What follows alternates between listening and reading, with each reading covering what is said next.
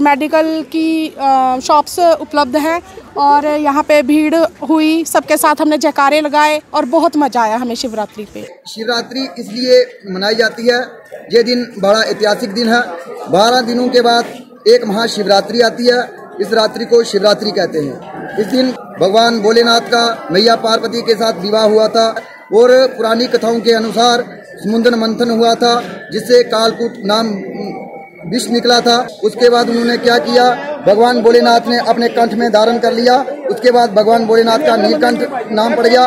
इस रात्रि में भगवान भोलेनाथ पर जल धारा से अभिषेक करके उसको शांत किया गया। शिवरात्रि पर हमारा बहुत विशाल भंडारा होता है। 6-7 लाख रुपए के हमारे फूल लगते हैं इधर गुफा की बाहर की सजावट के लिए।